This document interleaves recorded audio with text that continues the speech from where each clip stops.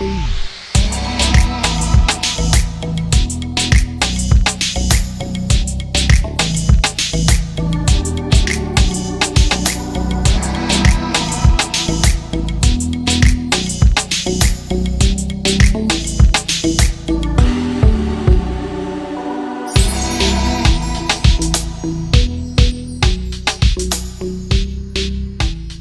evening, Namaskar. Thank you for joining in for another exciting episode of Carto.in presents Saturday Stardom. मैं सुजय गुप्ता आप सभी का बहुत बहुत स्वागत करता हूँ। आज हम लोग मिलेंगे एक ऐसे टैलेंटेड राइटर से जिन्होंने the office, Karwan and the very latest Bandish bandits लिखा है।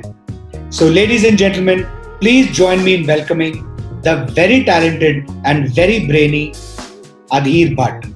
Let's connect with him.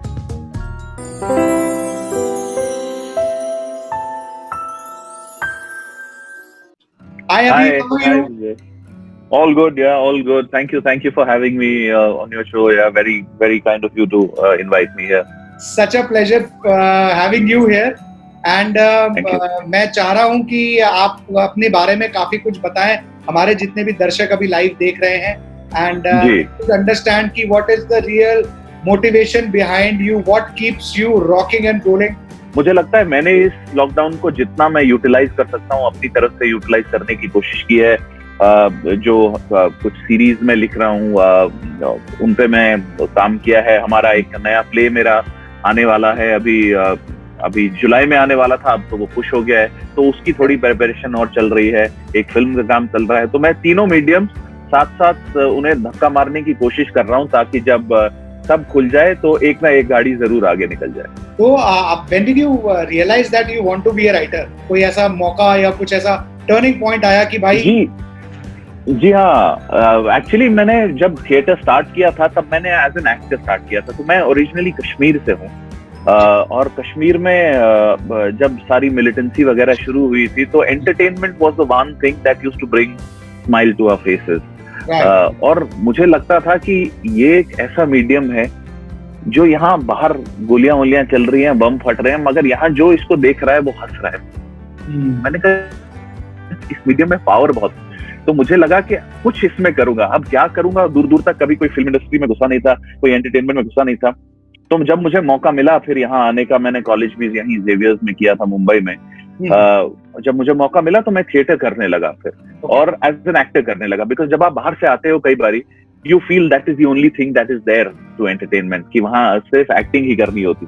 But I genuinely love theatre और मुझे थिएटर का मीडियम बहुत पसंद है। तो जब मैं वो करने लगा तो जिनके साथ मैं थिएटर करता हूँ, Aakarsh Khurana is a very well known theatre director and producer, उन्होंने मेरे को बोला कि तू पढ़ता वढ़ता काफी है, तेरा बिट वगैरह भी बहुत अच्छा है, तू लिख मेरे लिए कुछ। तो मैंने I started writing small things, I started with short place.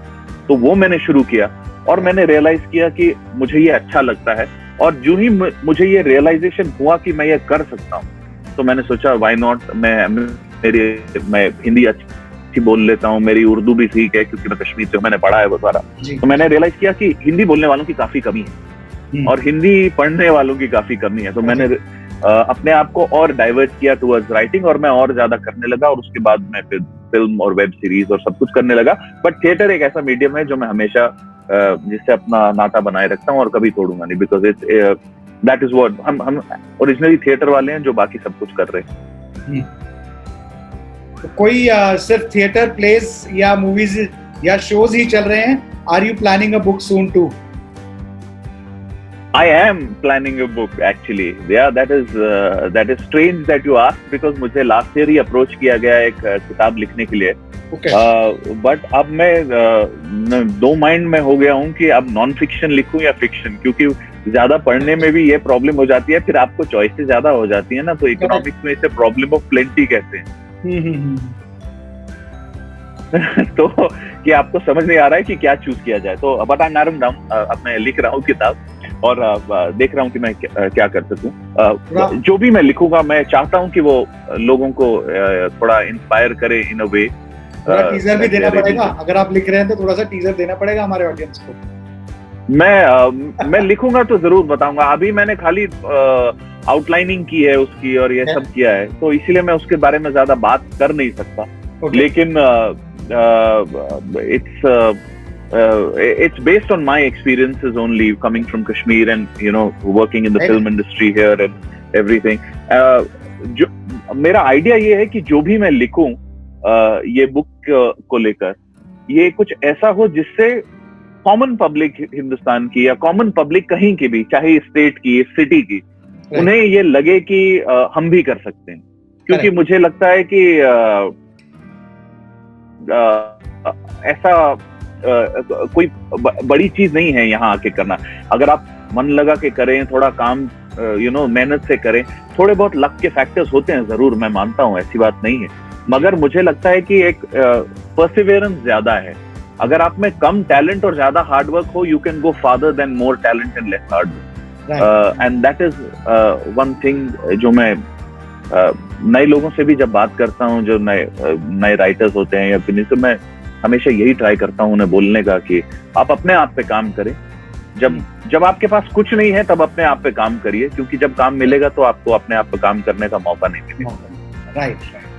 तो वैसे आपने थिएटर में इतना काम किया है, आपके इतने successful plays, I mean your plays ranking, अगर रैंकिंग की प्लेज की बात करें नंबर 1 चल रहे हैं, ठीक है? अरे मतलब चल रहे हैं, ठीक ठाक चल रहे हैं। So how has theatre conditioned you, or any inclination from your childhood towards art and creating art?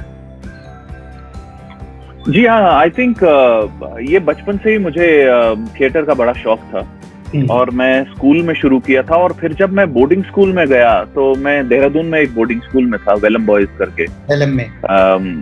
Ji, Welham में था मैं, और वहां भी उस स्कूल की खासियत ये थी कि आप जिस भी चीज में अच्छे हैं आप उसमें और अच्छे हो जाते हैं वहाँ जी। तो अगर आप टेबल टेनिस खेलते थे तो आप टेबल टेनिस में बहुत बढ़िया हो जाते थे, क्योंकि वो उस पे आपको बढ़ावा दिया जाता था। आपको they used to tell you कि this is what you seem to be good at, आप इसको और परस्यू कीजिए। तो वो मैंने वहाँ थोड़े प्लेस किए, और फिर बॉम्बे आके जब मैंने और ज्यादा ये किया, आई थिंक थिएटर मुझे इसीलिए अट्रैक्ट भी करता है because it is a very collaborative effort, और आप बहुत कुछ सीखते हो इन थिएटर। क्या है उसमें, आप सेल्फिश बनना नहीं सीखते, आप सीखते हैं कि आपको दूसरों के साथ काम करना कितना जरूरी है। So it becomes, theatre is almost like life, because वो आपको जिंदगी के बहुत सबक सिखाता है कि आप एक साथ काम करें, आप दूसरों के बारे में भी सोचें, आप खाली अपना नहीं उसका भी सोचें, दूसरों को सुने, बड़ा जरूरी है। और सबसे बड़ी बात, मोमेंट में, प्रेजेंट मोमेंट में जिए। आप बाद का नहीं सोच सकते, जो है अभी है। आपकी फिल्म भी हो सकती है, आपका बड़ा वेब सीरीज भी हो सकता है, आपको बड़े बड़े अवार्ड भी मिल सकते हैं, मगर उस समय आप स्टेज पे हैं और ऑडियंस आपके सामने है, तो it is the present moment. उन्हें कोई फर्क नहीं पड़ता आपने क्या जीता है, अगर आप तो वो एस्पेक्ट मुझे बहुत पसंद है। हमारी अभी कुछ समय पहले राजेश शर्मा जी से भी बात हुई थी, जो थिएटर से निकले हुए हैं, और उन्होंने एग्जैक्टली यही बात बोली जो आप बोल रहे हैं कि भाई वहीं के वहीं लाइव फीडबैक, किसी क्रिटिक का वेट नहीं करना पड़ता किसी का नहीं, और वहाँ सामने पता चल जाता है। और क्या होता है, जब नए लोग आते हैं थिएटर में, हम उन्हें यही समझाते हैं कि आपको प्रोसेस एंजॉय करना है, क्योंकि रिजल्ट तो एक दिन का होता है, रिजल्ट तो एक शो है, ठीक है, आपको हो सकता है काफी शोज का रन मिले, बट आप उस रिजल्ट के लिए नहीं करते हैं। Theatre is the process, you enjoy the process in it. तो आप वो रिहर्सल का जो होता है उसमें आप अपने आप को डेवलप करते हैं, अपने कैरेक्टर को डेवलप करते हैं, एज अ पर्सन आप और सीखते हैं, you become more confident actually as a person. So तो इसीलिए मुझे लगता है कि एक बहुत ही अच्छी चीज है, खासकर नए एक्टर्स के लिए, कि उस प्रोसेस से गुजरना। क्या है, वरना यहाँ सारे आ जाते हैं कि घर पे बोला तुम बड़े गोरे हो, एक्टर बन जाओ। भाई ऐसा नहीं है, ठीक है ना? तो भैया कुछ नहीं होता है, बहुत गोरे लोग हैं यहाँ, कोई रंग से कुछ फर्क नहीं पड़ता है यहाँ। आपको अपना क्राफ्ट आना चाहिए, आपका क्राफ्ट ठीक होगा ना तो ठीक है। तो यहाँ इसलिए मत आओ क्योंकि मासी ने कहा कि बहुत गोरे हो, तो मुझे ये लगता है, तो that is why I like this medium quite a lot. So Adhir, we have this very intriguing and interesting round called one word, one line answers, and we'll be quickly asking you a lot of questions जो आपकी personal जी। Life के बारे में हमारे viewers को बताएंगे जो अभी देख रहे हैं. Are you ready for it? Sure. Okay, so let's start. First question. Are you a party animal? No. Okay. Apart from writing बिल्कुल. or acting, one thing that you love the most? Basketball. I'm a basketball fanatic, tremendous fanatic. Oh, all right. Complete this famous quote. The harder the conflict, The better the drama. very witty. Who's your favorite music band?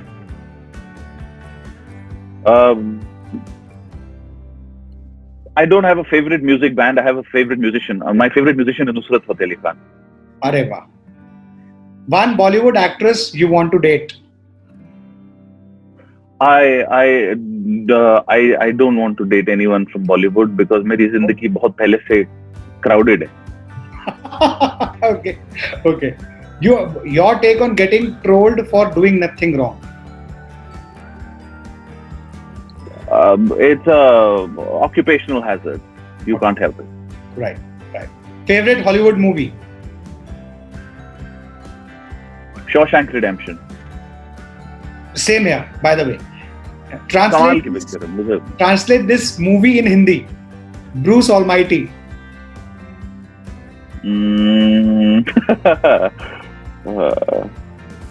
Bruce Bahubali.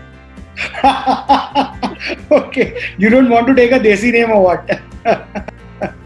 नहीं, वो Bruce को बबुआ बना देंगे, बबुआ बाहुबली कर देंगे. Okay, fantastic. Your favorite novel? My favorite novel is Atlas Shrugged by Ayn Rand. Yes. I like it very much. बहुत अच्छी है वो किताब. Very deep. Yeah, बहुत अच्छी. One politician that you admire? I quite admire Barack Obama.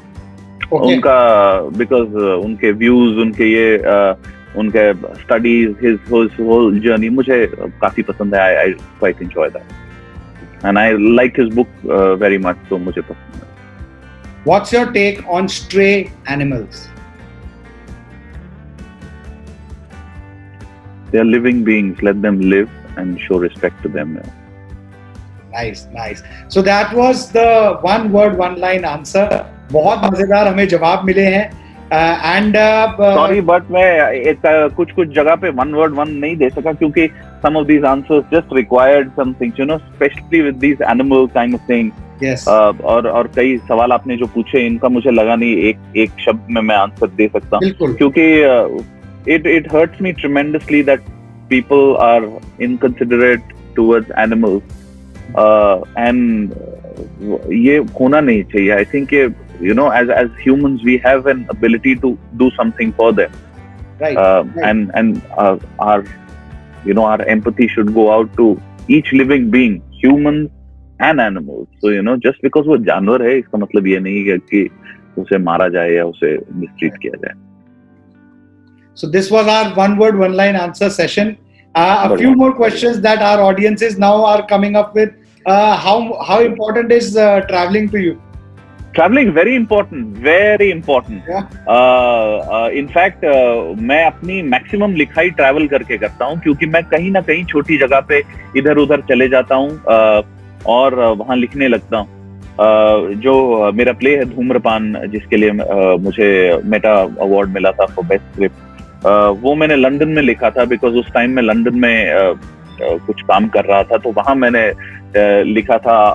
अभी जो मेरी सीरीज आई है वो मैंने कहीं और लिखी थी. तो ऐसा मैं करते रहता हूँ because I think travel opens up your mind also. वो आपको दूसरे कल्चर्स, दूसरे लोगों से इंट्रोड्यूस करवाता है और ये एक बहुत ही अच्छी चीज है एक क्रिएटिव इंसान के लिए ट्रैवल करना. And more than anything in theatre हमें ट्रैवल करना बहुत अच्छा लगता है क्योंकि थिएटर वालों को खाना बड़ा पसंद है. तो वो जहां भी जाते हैं वहां के खाने के पहले रेस्टोरेंट पहले निकालते हैं, पब्लिक का बाद में पूछते हैं. तो खासकर साउथ के शो जब भी होते हैं केरला वेरला जाने में कोची के सारे रेस्टोरेंट और इधर के उधर वो सब पता कर लेते हैं कि ये गन पाउडर किधर है और ये वाला रेस्टोरेंट किधर है और ये किधर है.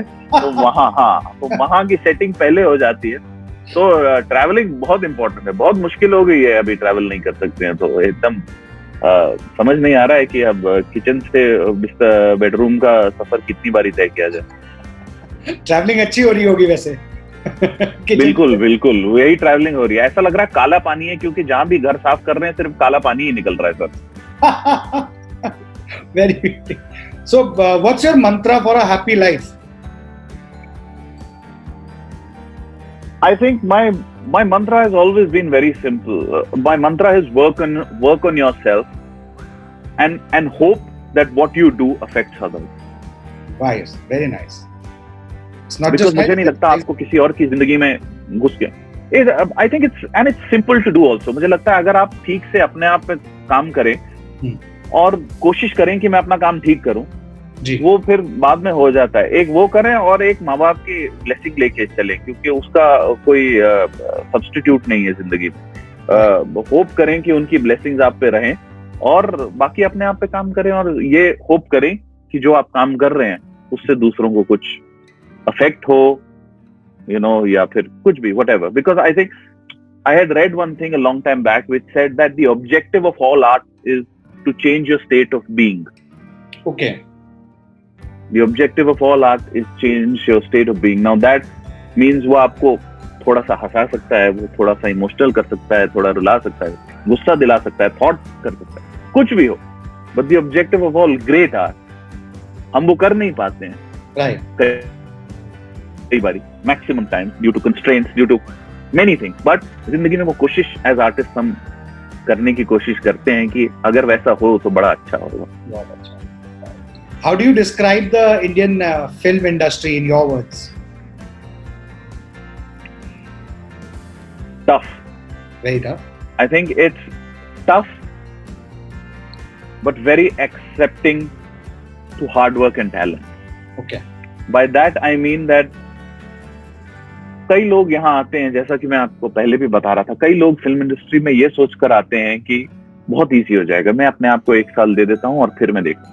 एक तो इसमें टाइम नहीं दे सकते, क्योंकि this is not bound by time. ये एक नॉर्मल ऑफिस की नौकरी की तरह नहीं है, जहां आप 5 साल के बाद you are bound to get a raise और अ प्रमोशन। आप यहाँ 15 साल भी रह सकते हैं और कुछ नहीं हो सकता, तो इसमें आप टाइम लिमिट तो कर नहीं सकते। So it is tough. Nonetheless, if you keep at it, you can't feel bad about others' success. कई बारी लोगों का जल्दी होता है, आपका थोड़ा लेट होता है। अगर आप अपने पाथ पे चलते रहें, मुझे लगता है कि कहीं ना कहीं चीजें खुलने लगती हैं, अपॉर्चुनिटीज आने लगती हैं। दैट मे टेक टाइम, मगर वो होता है।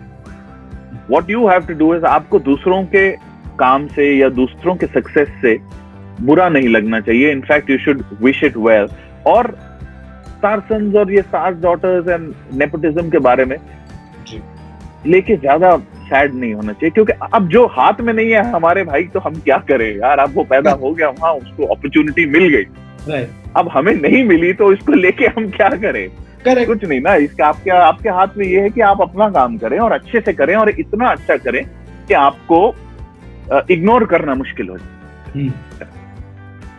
तो मुझे लगता है अगर वैसा करें तो वो शायद हमारे लिए बेहतर होगा। मतलब मैं ये सोचता हूँ, पता नहीं ठीक है कि नहीं, वो मैं नहीं कह रहा हूँ, मेरे को लगता है, मैं ये सोचता हूँ।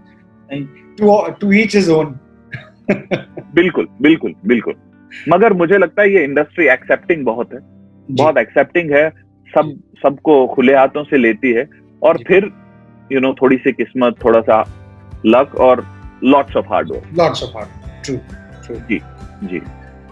एक कोई मूवी ऐसी बताइए जिसकी आपको स्टोरी बहुत अच्छी लगी है and you wanted to direct it.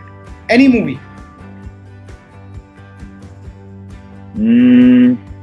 मुझे कर्मा बहुत पसंद है, सुभाष घई की। ओके। मैं डायरेक्ट नहीं कर सकता उसे, पता नहीं डायरेक्ट कर पाऊंगा या नहीं, मगर मुझे कर्मा बहुत पसंद है। और वो मूवी में कम से कम 350-400 बारी तो देख चुका हूँ। मुझे वो बहुत अच्छी लगती है। डॉक्टर डैंग और खैरू और वो सारे बहुत अच्छी लगती है मुझे। और उसके गाने वाने, और लक्ष्मीकांत प्यारेलाल जी का म्यूजिक, आनंद बख्शी जी के गीत थे उसमें, सारा मुझे बड़ी पसंद है। शायद पता नहीं, उससे मेरा कनेक्शन इसलिए भी है क्योंकि वो काफी कश्मीर में शूट हुई है, तो मैं काफी सारी जगहें पहचानता था जहां वो शूट की गई हैं, क्योंकि वो उनकी मिलिटेंट की ट्रेनिंग वो कश्मीर में ही करवाते हैं। जी जी जी, तो वो पिक्चर मुझे बड़ी पसंद है। Okay. तो मैं जानता नहीं कि डायरेक्ट कर सकता हूँ या नहीं, मगर वो पिक्चर मुझे बड़ी अच्छी लगती है। All right, thank you so much Adhir for joining in today. I hope हमारे रीडर्स, हमारे व्यूअर्स, लिसनर्स सब ने ये बहुत अच्छे से एपिसोड में बहुत सारी मोटिवेशनल बातें ली हैं।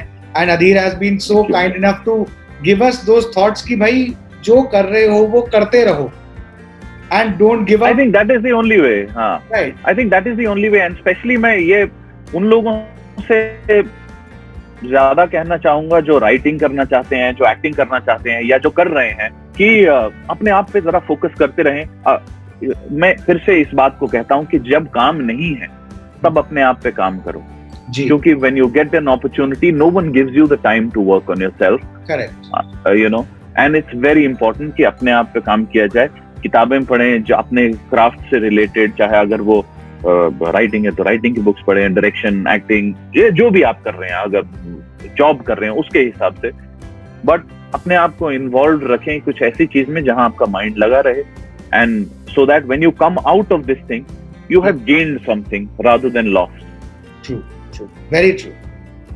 ठीक है Abhijeet ji, thank you so much for joining in today. Thank you, thank you very much Sanjay, it was a pleasure talking to you, and I'm so happy आपने मुझे अपने से बात करने के लिए बुलाया, और बहुत मेहरबानी आपकी। We are all more than thankful to you for coming in and motivating so many people. I don't know if I motivated or not. कम से कम मेरी बात सुन के एक दो लोग बस ये सोचें कि वो अकेले नहीं है, हम सभी इसी नैया में हैं।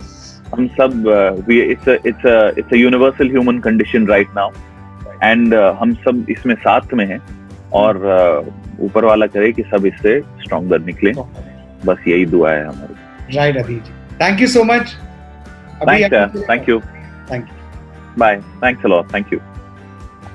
सो दिस वाज अधीर भट्ट, जिनके बारे में हमने कितना कुछ जाना उनकी राइटिंग इंस्पिरेशंस क्या होती हैं। नेक्स्ट वीक एक और सेलिब्रिटी के साथ आऊंगा, जिनके साथ हम करेंगे बड़ी सारी बातें, उनकी लाइफस्टाइल के बारे में भी जानेंगे बहुत कुछ। अगर आपको वीडियो अच्छा लगा हो तो लाइक करें, फ्रेंड्स एंड फैमिली के साथ शेयर करें, और हाँ, चैनल को सब्सक्राइब करना ना भूलें। Till next Saturday, I hope and I pray that you stay safe and protected. Till then, नमस्कार।